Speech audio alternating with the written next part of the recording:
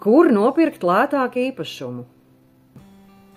Ne tikai lētāk, bet arī droši.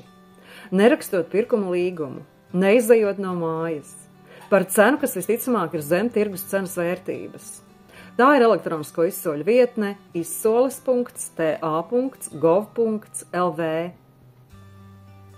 Vadot maksātnespējas procesus, esmu šajā izsoļu vietnē pārdevusi vairākus desmitus automašīnu un nekustamos īpašumus, tādēļ zinu, ko runāju. Izsoles sākuma cena ir ātrās pārdošanas vērtība, kas sastāda aptuveni 70% no tirgus cenas.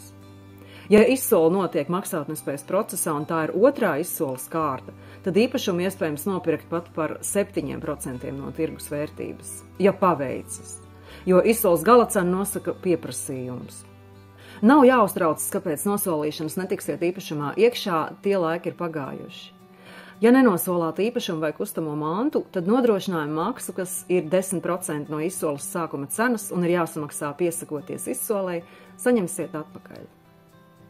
Mīnus izsolēm ir tas, ka naudas līdzekļi pēc nosolīšanas ir jāsamaksā parasti mēneša laikā. Tādēļ kredītu visticamāk neizdosies saņemt. Nosolītajai summai ir jābūt jūsu rīcībā. Visu neizstāstīšu, ja ir kādi jautājumi, tad aicinu pieteikties maksas konsultācijai.